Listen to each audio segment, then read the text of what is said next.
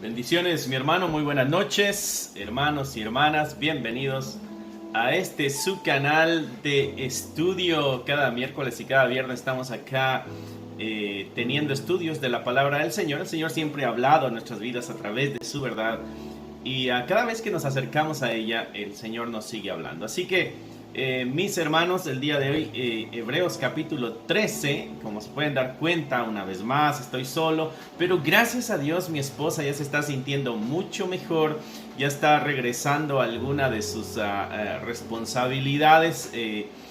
Muchas de sus responsabilidades requieren la voz. Por ejemplo, ella les está dando educación a unos niños y gracias a Dios ya pudo regresar con ellos, ya está hablándoles porque fue la voz la que tenía el problema. Pobres nenes estaban a puras tareas escritas, pero gracias a Dios ya está regresando a la vida cotidiana. Gracias por sus oraciones. El Señor escucha las oraciones, así que nunca dejemos de rogarle a nuestro Señor por cada uno de nuestros enfermos. Bueno, el día de hoy estaremos tocando el libro de Hebreos una vez más. Capítulo 13, el día de hoy terminamos este libro que nos ha enseñado tanto y esperemos de que muchos hayamos crecido en nuestro conocimiento y muchos de los que por primera vez se enfrentan a este libro se les haya hecho lo suficientemente sencillo para entender el mensaje que el escritor está dando ahí, ¿no? Así que capítulo 13, hoy terminamos este libro. Siguiente semana iniciaremos con Santiago, otro libro.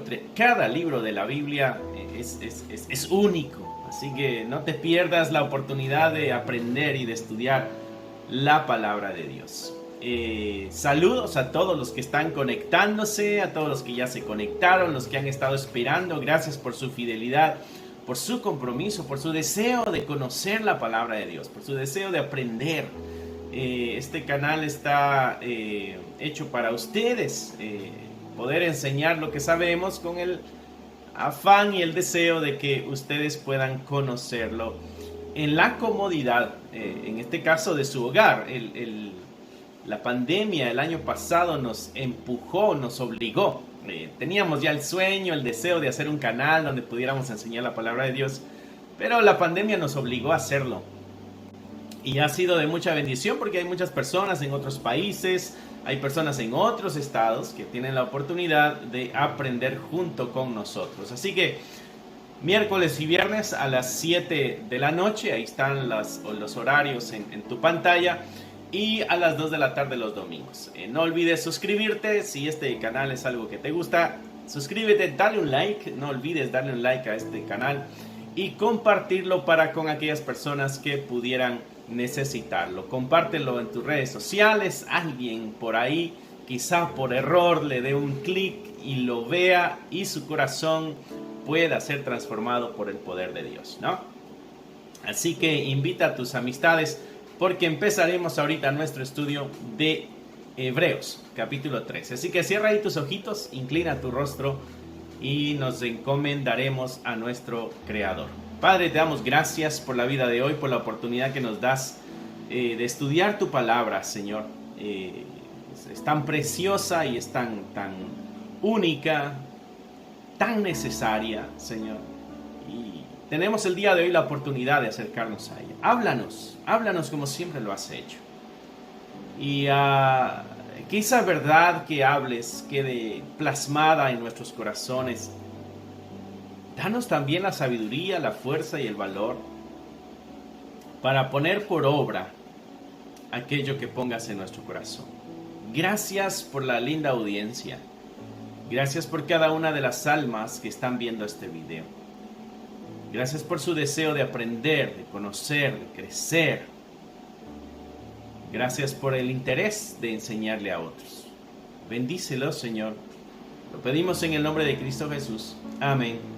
Amén y amén. Ok, capítulo 13 de Hebreos, el último capítulo, ¿no? Recordarás la semana pasada en el capítulo 12, el último tema que se tocaba era de pronto o la exhortación que había era el no rechazar a nuestro Señor Jesucristo, ¿no? Entonces ahora viene, ya es el último capítulo, ya es una especie de despedida, pero hay recomendaciones y exhortaciones para la iglesia que todavía son muy importantes que nosotros leamos. Dice, permanezca el amor fraternal. Y de una manera de introducción, pasando a esta sección, el escritor nos dice, permanezca el amor fraternal. Ahí nos está diciendo de qué va a tratar alguna o cierta parte de la sección de esta última.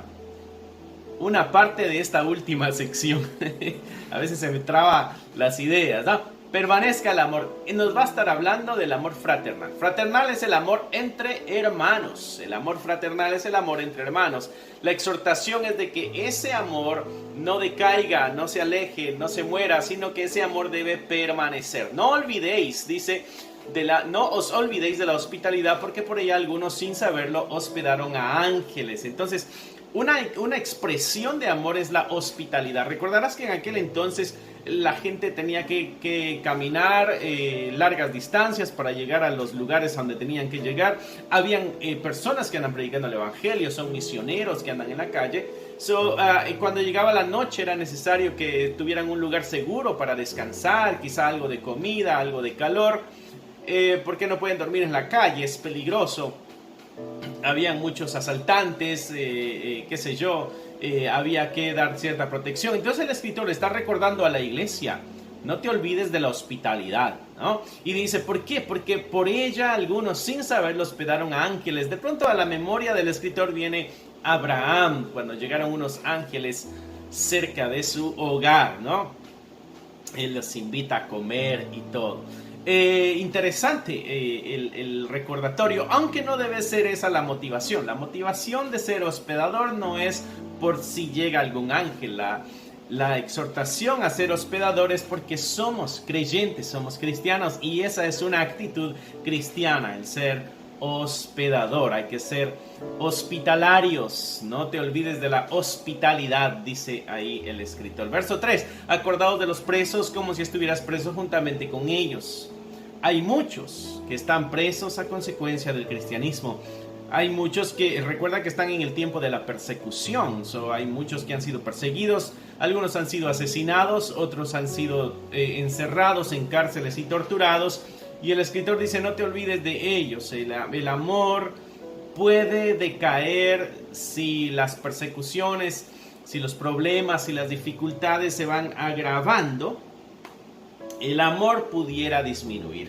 Si el ánimo disminuye en la iglesia, el amor fraternal puede disminuir. Entonces, recuerda que esta iglesia ha sido atacada por información de los judaizantes también. Hay alguna tendencia en algunos hermanos de regresar a las prácticas antiguas, lo que hemos visto en esta carta, en este escrito. Entonces, esas cosas pudieran sacudir la fe de los hermanos, y entre esa sacudida de fe, de inseguridad, de deseo de regresar, persecuciones, muertes, cárceles, lo que está pasando alrededor de ellos, pudiera bajar un poco el ánimo de estos hermanos como iglesia. Entonces el escritor dice, aunque el ánimo se baje, ya nos ha dicho, enderezcan las rodillas, levanten los brazos cansados, hablando de ese ánimo que tenemos que tener. Y ahora nos está diciendo que entre ese ánimo que hay que levantar, también hay que asegurarnos de que el amor no disminuya. El amor debe continuar. No se te olviden aquellos que están presos a causa de este evangelio. Jesucristo dijo, bienaventurados cuando os persigan, ¿no? Por el evangelio. Acordaos de los presos, verso 3, como si estuvieras preso juntamente con ellos. Trata de ponerte en el lugar de ellos. Aquellos que haciendo el bien, aquellos que predicando el evangelio, aquellos que buscando llevar la salvación al mundo han sido encarcelados. Hey, ponte en sus sandalias, ponte en sus zapatos. Hay muchas partes en el mundo donde muchos están presos a consecuencia del cristianismo, a consecuencia del evangelio, ¿no? Y el escritor dice, trata de sentir su dolor. Nos está invitando a experimentar las emociones que ellos pudieran estar viviendo en medio de las circunstancias que están. Porque dice, acordaos de los presos, como si estuvieras preso juntamente con ellos. Y de los maltratados, como que también vosotros mismos estáis en el cuerpo. Trata de experimentar lo que ellos están experimentando. Obvio, quizás no de una forma física, pero usa tu mente para que pueda haber una especie de conexión con su dolor. Y en esa conexión podamos movernos en misericordia y no nos olvidemos de ellos. Es una bonita exhortación a la práctica del amor fraternal. Verso 1 decía, permanezca el amor fraternal. El verso 4 y verso 5 nos dan ejemplos negativos. El 2 y el 3 fueron ejemplos positivos de este amor. Verso 4 y 5 son ejemplos negativos, ¿no? Inicia el verso 4 diciendo, honrosos sean todos el matrimonio y el lecho sin mancilla, ¿no? En otras palabras, el matrimonio es algo que se debe honrar, el matrimonio es algo que se debe mantener, el matrimonio es algo que se debe mantener puro. Está hablando ahí del lecho sin mancilla, aquí estamos hablando de infidelidad, aquí estamos hablando de adulterio, estamos hablando de fornicación. El lecho sin mancilla, pero dice, a los fornicarios y a los adúlteros los juzgará Dios. De una forma indirecta nos está diciendo, el amor fraternal debe practicarse también en las relaciones maritales, y debe haber respeto, debe haber cuidado, debe haber amor, más que todo, ¿no? Así que es honroso el matrimonio. El matrimonio le trae honra a la persona, es lo que el escritor está diciendo. El matrimonio es algo sagrado. Y como es algo sagrado, por eso debemos nosotros procurar la santidad en las relaciones. Verso 5. Sean vuestras costumbres sin avaricia, contentos con lo que tenéis ahora, porque Él dijo, no te desampararé ni te dejaré, ¿no? Y ahora trae una promesa el escritor. ¿Te acuerdas aquella promesa, diría el escritor, de que Dios dijo, no te dejaré ni te desampararé? Bueno, pues en base a esa promesa, el creyente debe estar contento. El creyente debe estar contento en base a la promesa que nuestro Dios ha hecho de una compañía eterna, de estar con nosotros siempre, ¿no? ¿Y por qué menciona esto el escritor? Bueno, el verso 5 al inicio nos da la pista. Sean vuestras costumbres sin avaricia. La avaricia es el amor al dinero. Lo que nos está exhortando es, ama a los demás, ama al prójimo, ama al preso, ama al que anda en la calle que tienes que darle hospitalidad, ama a tu hermano, ama a tu pareja. Está hablando del matrimonio. No ames el dinero. El dinero no se debe amar. El amor al dinero es la raíz de muchos males, ¿no?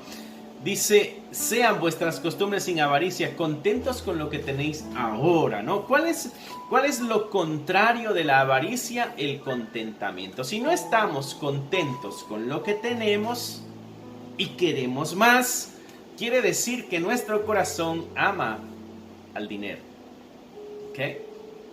El peligro de amar al dinero es que le vamos a amar más que a las personas. La exhortación aquí es el amor fraternal. No hay que amar el dinero. Verso 6. De manera que podemos decir confiadamente, el Señor es mi ayudador, no temeré lo que me pueda hacer el hombre. Y esta promesa, no te dejaré, no te desampararé, Él es nuestro ayudador y no vamos a temer. Nuestra confianza, nuestra tranquilidad, nuestro contentamiento debe descansar en la promesa de un Dios que nos acompaña y un Dios que conoce nuestras necesidades y un Dios que suple nuestras necesidades. Por eso el amor al dinero no tiene cabida en el corazón del creyente. El amor al dinero no tiene cabida en el corazón del creyente, porque el corazón del creyente está contento, descansando en la promesa de un Dios que le acompaña y un Dios que le sustenta. No te dejaré y no te desampararé, ¿no? Él es mi ayudador y no temeré lo que me pueda hacer el hombre. Amén. Verso 7. Exhortaciones en cuanto al amor. Acordaos de vuestros pastores que os hablaron la palabra de Dios, considerad cuál haya sido el resultado de su conducta e imitad su fe, ¿no? Dice, acordaos de vuestros pastores. Aquí está hablando de aquellas personas que han dado una dirección espiritual, ¿no? Lo interesante es de que la forma en que está puesto este verso no está indicando al pastor que tú tienes el día de hoy. ¿Okay? Eso lo va a decir después. Pero ahorita no está hablando de aquella persona que te está dirigiendo espiritualmente. Hoy te está hablando de aquella persona que te dirigió en el pasado espiritualmente. Está hablando, regresa la mirada a aquellos que antes te dieron una instrucción espiritual. Pudo haber sido porque te la hablaron y te dieron dirección, pero ahora ya se murieron. Recuerda que muchos han muerto por las persecuciones. Ya no están con ellos, quizás están en otro lugar porque han huido o están presos. La exhortación es, acordaos de ellos, ¿no? De los que te hablaban la palabra de Dios, y está todo en pasado, de los que hablaron la palabra de Dios. Considerad cuál haya, hablando del pasado, sido el resultado de su conducta e imitad su fe. Muchos de estos que fueron pastores de los hebreos murieron, y los hebreos tuvieron la oportunidad de ver cómo enfrentaban la muerte. Entonces lo que el verso 7 está diciendo, trae a memoria a aquellas personas que te han instruido en el camino de Dios. Examina sus vidas. El día de hoy ya tienes la habilidad para examinar la vida de esas personas que te exhortaron, que te motivaron, que te introdujeron en la verdad. Considera el resultado de su conducta. ¿Cómo terminaron ellos cuando enfrentaron la muerte? ¿Cómo enfrentaron la muerte estas personas que te instruyeron? Dieron testimonio de que su confianza estaba puesta en el Señor. Y de ahí te hace el último reto. Imita su fe. Y mucho de esto del verso 7 está indicando el verso 11. Toda aquella lista de personajes del pasado que el escritor nos dio de cómo habían vivido su fe. El escritor está diciendo, nos exhorta a mantener vivo el amor entre hermanos, y nos exhorta también a un análisis de aquellas personas que han sido nuestros héroes en la fe, y que veamos cómo vivieron su fe, y que veamos cómo fue el resultado de su fe, y que ahora imitemos nosotros también su fe. ¿No? Interesante. ¿Por qué? Porque esto es necesario para nuestro avanzar cristiano, por lo que dice el verso 8 y el verso 9. Jesús es el mismo ayer, hoy y siempre, y por los siglos. No os dejéis llevar de doctrinas diversas y extrañas, porque buena cosa es afirmar el corazón con la gracia, no con viandas que nunca aprovecharon a los que se han ocupado de ellas. No, porque hay que mantenerse firme en la fe, porque están en el peligro, especialmente estos hermanos en Hebreos, de los hebreos, están en el peligro de regresar a las prácticas pasadas del judaísmo, a las prácticas de los sacrificios, a las prácticas de las fiestas, de las celebraciones. Ellos están tentados a regresar a ese tipo de vida, y entonces el escritor está diciendo, consideren el andar de fe de aquellas personas, consideren el andar de fe y cómo terminaron ellos, consideren todo eso, imiten su camino, y ya que estamos firmes podremos enfrentar las dificultades que estamos pasando el día de hoy. ¿Cuáles son partes de las dificultades que la fe de los hebreos estaba pasando? Bueno, muchos de ellos querían regresar a la vida judía, de donde el Señor les había sacado. No os dejéis llevar de doctrinas diversas y extrañas, les está diciendo, ¿no? O sea, no te dejes engañar, no te dejes convencer por doctrinas diversas y extrañas. Dice, buena cosa es afirmar el corazón con la gracia, hablando de Cristo. El corazón debe afirmarse, porque si no podemos regresar a nuestras costumbres pasadas. ¿Y cómo se afirma el corazón? Dice el escritor de Hebreos. No se afirma con las viandas. Las viandas, y dice que nunca aprovecharon a los que se han ocupado de ellas. Y está hablando de los sacrificios que se hacían en el Antiguo Testamento, los sacrificios que se presentaban ante Dios, y de ahí la comida se la comía la familia en la presencia de Dios. Entonces está diciendo, eso nunca transformó el corazón de la persona. Esas prácticas no transformaron el corazón de la persona. Por eso está diciendo, esas cosas no afirmaron el corazón de la persona. Por eso dice, en la gracia es donde hay que afirmar el corazón. O sea, no caigas en el error de regresar a las prácticas creyendo que esas prácticas rituales eran las que iban a afirmar tu corazón. No, tu corazón se afirma en la gracia. Tu corazón se afirma con la gracia. Tu corazón se afirma en la gracia y con la gracia. Verso 10. ¿Por qué esas viandas no afirman el corazón? Verso 10. Bueno, es que nosotros, los creyentes, los cristianos, tenemos un altar que es diferente, dice el escritor de Hebreos, del cual no tienen derecho de comer los que sirven al tabernáculo. Los que todavía están metidos en el pacto antiguo no pueden participar de este pacto nuevo. Los que están todavía en las prácticas de antes no pueden participar de las nuevas prácticas del nuevo pacto. Dice,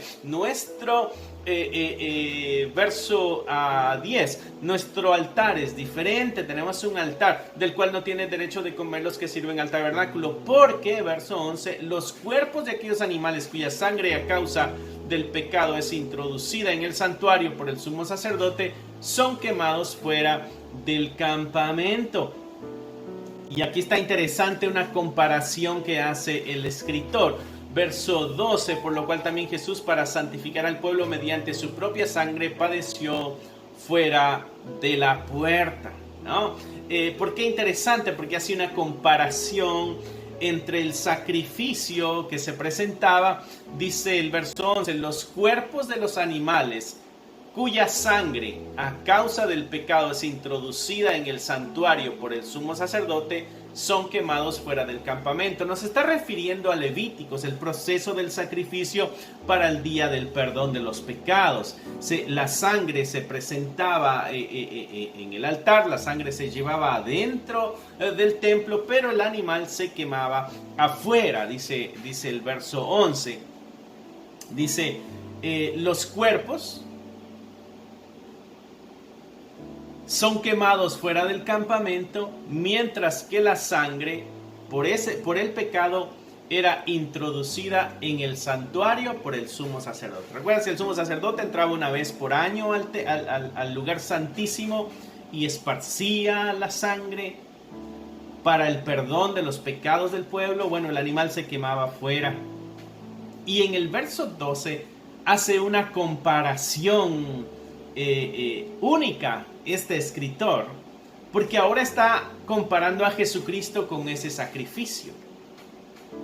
Dice, por lo cual también Jesús, para santificar al pueblo mediante su propia sangre, el animal se mataba, la sangre se presentaba en el santuario y la carne se quemaba afuera de la ciudad. Bueno, ahora afuera del campamento, dice el verso 11. Ahora con Jesucristo, verso 12. ¿Dónde fue crucificado nuestro Señor Jesucristo? Fue crucificado fuera de la ciudad. Tuvo que cargar la cruz, caminar hacia el monte Gólgota, y es allá donde Él es crucificado. También fue muerto afuera, fue destruido afuera. La comparación que está haciendo el escritor es de que así como aquel sacrificio era quemado afuera, también Jesucristo tuvo que morir afuera del campamento, afuera, dice, padeció fuera de la puerta de la ciudad. Pero su sangre sirvió para santificar al pueblo. Dice ahí, verso 12, también Jesús, para santificar al pueblo mediante su propia sangre, padeció fuera de la puerta. Y de ahí hace la exhortación. Y aquí hay otra imagen que nos presenta también el escritor. Jesucristo, lo de afuera es el pecado, lo mundano. Por eso allá se quemaba el animal y por eso allá Cristo tuvo que morir, porque allá afuera la muerte no podía estar adentro, tiene que estar afuera, ¿no? Y la otra imagen que presenta estos versos es Jesucristo dejando el cielo, dejando lo santo, lo puro y lo perfecto, y metiéndose al mundo para morir por el mundo, para que el mundo, a todo aquel que en él crea, dice la Escritura, no se pierda, sino que tenga la vida eterna. Entonces aquí se nos presenta una triple imagen. Primero se nos presenta el pacto antiguo, el animal que es sacrificado. Su sangre perdona el pecado, pero el animal es quemado afuera. Se nos presenta a Jesucristo que tuvo que salir para morir, pero su sangre también purifica al pueblo de su pecado. Y se nos presenta la idea de este Jesucristo, que es el mismo Dios hecho carne, saliendo de la santidad del cielo, de la eternidad, y entrando al mundo donde está el pecado para darnos la oportunidad a todos. Y entonces, ahora en el verso 13 nos exhorta a salgamos pues a Él, a donde está Jesús, fuera del campamento llevando su vituperio. Entonces nosotros también seamos capaces, no de buscar una vida cómoda, no de buscar una vida de gloria, no de buscar una vida de triunfo, no de buscar una vida de recompensa, sino que sigamos sus pisadas, aunque eso traiga vituperio a nuestras vidas. ¿Por qué la exhortación del escritor a negarnos de algunos placeres o deseos que nuestro corazón pudiera tener? Bueno, el verso 14, porque no tenemos aquí ciudad permanente, sino que buscamos la porvenir. ¿Por qué debemos despegarnos de este mundo? Bueno, porque este mundo no es donde vamos a estar. Nosotros buscamos una ciudad diferente, una ciudad permanente. Recuerda que todo esto va a ser destruido. Buscamos una ciudad permanente. Dice, porque no tenemos aquí ciudad permanente, sino que buscamos la porvenir. Así que ofrezcamos siempre a Dios por medio de Él, o sea, por medio de Jesucristo, sacrificio de alabanza, es decir, fruto de labios que confiesen su nombre. Y ahora nos exhorta a la alabanza y a la adoración. Recuerda que está despidiéndose, está dando las últimas exhortaciones. Así que no esperemos de que nos desarrolle un gran tema, nos va a dar puntos directos. Nos exhorta a la alabanza, a la adoración, que ese es un sacrificio para Dios, o sea, es algo que le podemos dar a Dios, grato a Dios. Labios que confiesen su nombre. Mi hermano, atrévete a hablar de Cristo.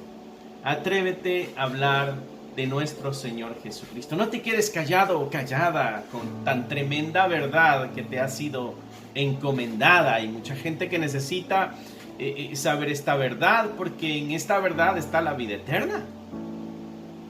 Entonces el escritor nos está exhortando a que salgamos de nuestra comodidad, a que salgamos de esto y que nos enfrentemos al vituperio y que abracemos el vituperio, el señalamiento, la crisis o la crítica, que agarremos todo aquello que viene a consecuencia de que andamos en el camino de nuestro Señor Jesucristo. Porque al fin de cuentas este mundo es pasajero, dice, y tú y yo estamos buscando una ciudad, pero no acá terrenal, sino que estamos buscando una ciudad celestial, una ciudad eterna. Nuestra mirada está tirándonos el libro de Hebreos, Nuestra mirada la está empujando a la eternidad, la está empujando hacia el cielo, la está empujando a la presencia de Dios. Atrevámonos a seguir los pasos de Cristo con todo y las negativas que tuvo, con todo y los dolores que tuvo, con todo y las dificultades que tuvo. Mantengamos el contentamiento vivo sabiendo de que su compañía está con nosotros y su promesa de ayuda y fortaleza nos acompaña. No regresemos a la vida pasada tratando de satisfacer ahí nuestro corazón, porque eso no transforma nuestro corazón. Lo único que transforma nuestro corazón es la gracia de Dios. Eso es lo que nos ha dicho este capítulo. Y entonces, tomando en cuenta todo lo que es Cristo, todo lo que es la significancia de Cristo para nuestra vida, y tomando en cuenta quiénes somos nosotros ya ahora en Cristo, bueno, pues actuemos diferente, ¿no? Tengamos una mirada en la eternidad y nuestros labios que saquen, que suelten una dulce alabanza y una dulce adoración a nuestro Dios. Ofrezcamos siempre a Dios por medio de Él sacrificio de alabanza, es decir, fruto de labios que confiesan su nombre. La alabanza que agrada a Dios, dice este verso, son los frutos de los labios que confiesan su nombre. ¿Okay?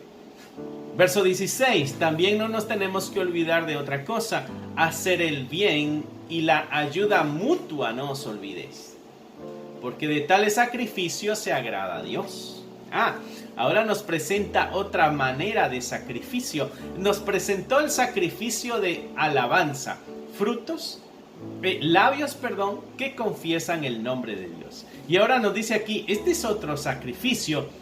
Hay que hacer el bien y hay que ayudarnos mutuamente, porque de tales sacrificios se agrada a Dios. Verso 17.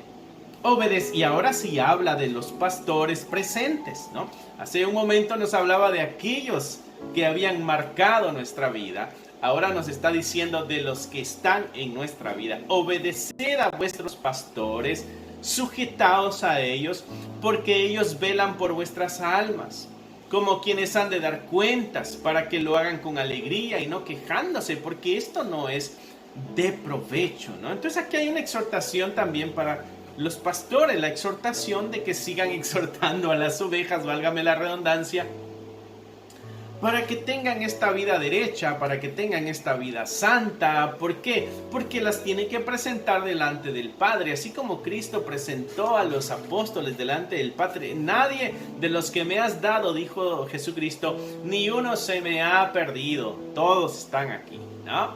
Y ahora la exhortación es a los pastores, ¿no?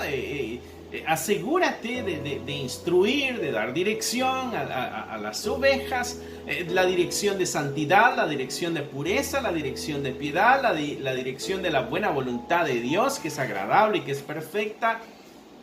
Asegúrate de eso, y entonces le exhorta a la oveja, en este caso, al creyente que está siendo dirigido por algún pastor, obedece a ese pastor. O sea, hay una mutua relación. Uno da dirección y el otro obedece la dirección. Uno muestra el camino y el otro obedece ese camino. Dice, sujetaos a ellos. ¿Por qué? ¿Por qué hacen ellos esto? Bueno, porque velan por tus almas. Le importa que tu vida no se pierda. Aunque tú no lo creas, mi hermano, mi hermana, tú que estás en la congregación donde el Señor nos ha pedido servir, aunque tú no lo creas, nos importa tu vida espiritual. A veces cuando llamamos la atención a alguien, no es porque nos cae mal, no es porque le queremos hacer la vida imposible, no es porque queremos que se aburra y por eso no queremos que peque, no. Es porque nos importa tu vida, tu eternidad. Es en cierto sentido esa responsabilidad que Dios ha puesto en el corazón, así que... Y no solo debe existir esta responsabilidad en el corazón del pastor. La responsabilidad debe existir en el corazón de cada uno de los hermanos, para que nos exhortemos unos a otros, nos motivemos unos a otros, nos ayudemos unos a otros, ¿no? Haz el bien, decía el verso 16, y no te olvides de la ayuda mutua. Verso 17, obedezcan a los pastores, sujétense a ellos, porque ellos velan por vuestras almas, como quienes han de dar cuenta. ¿Por qué? Porque velan porque saben que tienen que dar cuentas. Dice, para que lo hagan con alegría y no quejándose. Diga, ay, esta gente que no entiende. No, es para que lo hagan con gozo. Si el creyente es obediente y es sometido, hay gozo. Lo que el verso está diciendo. Y no me quiero detener mucho en ese verso, si no van a decir, esto lo está diciendo porque es el pastor. No. Pero hay mucho que aprender ahí. Dice, no quejándose, porque esto no es provechoso. Y esta es una exhortación al pastor. No te quejes. No te quejes de tus labores. Hazlo con alegría y con gozo porque lo estás haciendo para el Señor. Y de ahí viene una petición del escritor, verso 18. Oren por nosotros, pues confiamos en que tenemos buena conciencia, deseando conducirnos bien en todo. Nuestro deseo es andar bien. Les hemos exhortado a que examinen nuestras vidas. Y nuestro deseo es no fallarle a Dios. Pero necesitamos de sus oraciones, dice. ¿Para qué? Para que se pueda cumplir eso. Confiamos en que tenemos buena conciencia y deseamos conducirnos bien en todo, pero oren por nosotros. Y más os ruego que lo hagáis así, para que yo os sea restituido más pronto. Y el escritor acá está diciendo, hey, quiero estar allá con ustedes. Quiero ir a verlos. Quiero estar otra vez en comunión con ustedes. Recuerda que esto es un escrito, ¿no?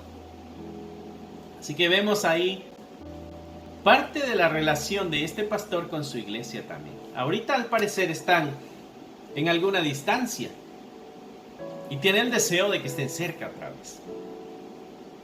Y aquí vamos terminando ya con esta carta de Hebreos. Verso 20. Y el Dios de paz que resucitó de los muertos a nuestro Señor Jesucristo, el gran pastor de las ovejas, por la sangre del pacto eterno. Y aquí nos comienza a dar una especie de resumen de lo que ya nos dijo. El Señor Jesucristo es el mismo Dios. Dios es el Dios de paz. Dios es el que resucitó a Jesucristo. Dice, ¿y quién es Jesucristo? El gran pastor de las ovejas. De ahí nos dijo que por su sangre hemos sido perdonados. Y por su sangre entramos en un pacto eterno. Está hablando de este nuevo pacto a través de la sangre de nuestro Señor Jesucristo. Y está diciendo en la petición que este Dios que resucitó a Jesucristo, que es el pastor, que su sangre abrió un nuevo pacto, nos haga aptos en toda buena obra para que hagáis su voluntad. El ruego del escritor es de que Dios nos pueda a nosotros ayudar para que nosotros tengamos la capacidad de cumplir su voluntad. Tengamos la capacidad de cumplir la voluntad de Dios, haciendo Él en vosotros lo que es agradable delante de Él, por Jesucristo, al cual sea la gloria por los siglos de los siglos. Amén. A través de Jesucristo, Dios puede hacernos a nosotros capaces de cumplir y andar en una dirección perfecta, de acuerdo a la voluntad de Dios. Es Dios el que lo hace a través de Jesucristo. Por eso dice, a Él sea la gloria por los siglos de los siglos. Amén. El hecho de que tú y yo, mi hermano, podamos en cierto sentido andar en la voluntad de Dios, no es obra nuestra. Es la obra de Dios a través de Jesucristo. A través del Espíritu de Dios.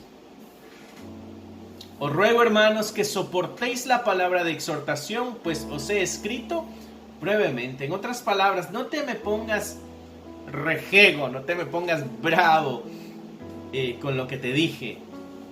Es lo que está diciendo el escritor. Otra cosa que está diciendo es, usa esta palabra que te mandé para que te fortalezca y te afirme. Esto no tiene la intención de derrotarte, sino que tiene la intención de darte dirección. La exhortación muchas veces cuando alguien se acerca a nosotros y nos hace ver nuestras faltas, nosotros lo que hacemos es como que nos debilitamos, el ánimo se nos baja, nos sentimos mal y tratamos de tomar distancia y dejamos de funcionar en la obra del Señor. Cuando la exhortación no es para eso, cuando la dirección no es para eso, la exhortación es para que, ya que viste tu mal camino, enderézate y sigue avanzando con ganas. Por eso el escritor dice: mi hermano, te ruego que aguantes la exhortación, porque te he escrito brevemente. Saber que está en libertad nuestro hermano Timoteo, y comienza a dar nombres de otros. Está despidiéndose. Saber que está en libertad nuestro hermano Timoteo, con el cual, si viniere pronto, iré a vosotros. Sabed que está en libertad nuestro hermano Timoteo. Eso nos quiere decir que Timoteo también tuvo que enfrentar las prisiones. O sea que el escritor no habla simplemente por hablar. Quizá él mismo lo ha vivido, tiene a sus hermanos en Cristo que lo han vivido y se han mantenido firmes. Por eso exhorta así. Verso 24 dice: saludad a todos vuestros pastores y todos los santos. Los de Italia os saludan. Y ahí nos está diciendo el lugar donde estaba, ¿no? La gracia sea con todos vosotros. Amén. Interesante carta de Hebreos que nos tocó estudiar durante varias semanas.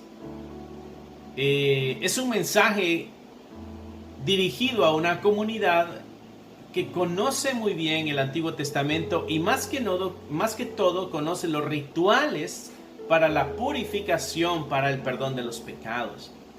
Y hace una comparación magistral y saca una enseñanza grandísima este libro, donde hace brillar a la persona de Cristo, donde nuestro Redentor y nuestro Salvador Jesucristo sale brillando, cumpliendo cada uno de los pasos que se cumplían en los sacrificios, no solo en la sangre, no solo en el sacrificio, sino que también en el sacerdote.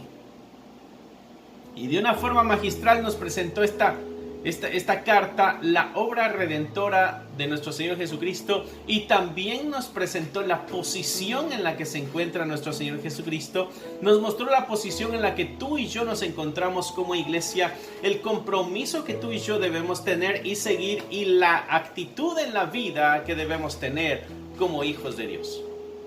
Así que regresa a todos los videos si quieres volver a estudiar la carta a los Hebreos.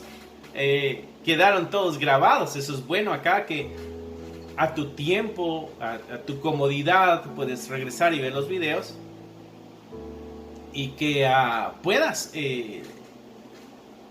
refrescar las ideas que quizá quedaron un poco opacas. En algunos casos, una motivación para que tú hagas tus propias investigaciones y sigas creyendo y conociendo más acerca de este libro.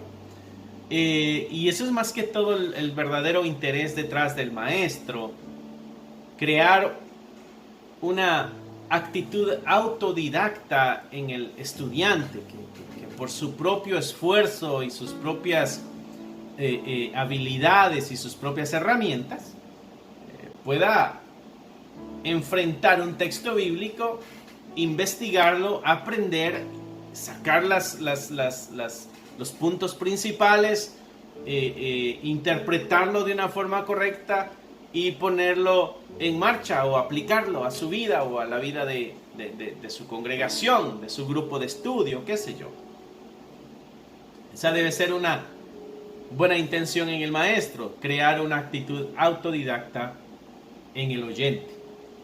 Y este libro ha hecho ese trabajo, porque este libro nos mencionó acerca de sacrificios que tú y yo tenemos que ir a revisar al Antiguo Testamento para ver cuál era el porqué, la funcionalidad, la razón, y nos va a ayudar a entender más la obra redentora de nuestro Señor Jesucristo. Así que, mi hermano, mi hermana, que Dios te bendiga. Gracias por Decía un nene en la iglesia años atrás, era un niño bastante hiperactivo y era tan hiperactivo que a veces la paciencia de los adultos como que no daba para mucho, ¿no? Y cuando íbamos a alguna casa, él nos acompañaba. Eso pasó antes de yo conocer a mi esposa. Con otros amigos andábamos cargando a este niño que se nos pegaba. Y íbamos a una casa y cuando él se despedía decía, gracias por soportarnos. Así que le robo la frase a ese nene y le digo, gracias por soportarme durante todo este estudio de Hebreos. La siguiente semana estaremos tomando Santiago, otro libro tremendo, mis hermanos. No se pierdan estos estudios. Espero en Dios pronto que podamos ya retomar las rutinas que teníamos antes y poder hacer nuestro estudio en el edificio donde estemos reuniéndonos. Tenemos que ver con los permisos todavía. Hablo a los hermanos de la congregación o en alguna casa que retomemos los estudios. Así que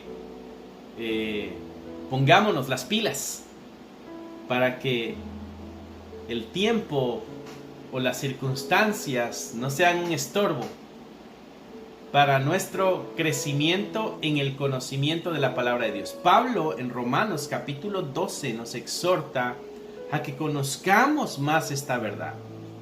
Porque entre más conocemos esta verdad, nuestra mente se va cambiando, va transformándose. Y a manera que más le metemos la información de Dios, y esto lo estoy parafraseando, pero esa es la idea que Pablo presenta en Romanos capítulo 12, a manera que más metemos información de esta verdad en nuestra mente, la información negativa va desapareciendo, nuestra mente va siendo cambiada y transformada, y cuando nos enfrentamos a la voluntad de Dios, ya no es una voluntad gravosa o pesada, sino que nos damos cuenta de que es buena, que es grata y es agradable. Eso es lo que Romanos 12 nos exhorta. Así que no permitamos que nada interfiera en nuestros estudios, mis hermanos. Cerremos ahí nuestros ojos, inclinemos nuestro rostro para despedirnos con una oración. Padre, te damos gracias por tu palabra, por tu preciosa, por tu santa, por tu sagrada palabra, porque la dejaste a nuestro alcance. Esta palabra ha sido escrita con sangre. Ayúdanos a darle el valor y el respeto que merece. Ayúdanos a darle la importancia que merece. Y todo lo que hemos aprendido a través de este libro de Hebreos, Señor, que no solo lo atesoremos en nuestra mente, sino que también transforme, impacte nuestro corazón. Y que demos testimonio de ese impacto a través de nuestras acciones. Lo pedimos en el nombre que es sobre todo nombre, en el nombre de Cristo Jesús. Amén, amén y amén. Así es, mi hermano. Si no le has dado un like al video, dale un like. Si no lo has compartido, compártelo con alguien. Si no lo has puesto en tus redes sociales, ponlo en tus redes sociales, que esto puede ayudar a alguien más a escuchar y entender mejor cuál es la voluntad de Dios. Que Dios te bendiga, que Dios te guarde, y nos estaremos viendo el domingo a las 2 de la tarde por este mismo canal con nuestro servicio dominical. Que Dios te bendiga, te amamos en el amor del Señor, y mi esposa te manda un gran abrazo y un gran saludo. Bye.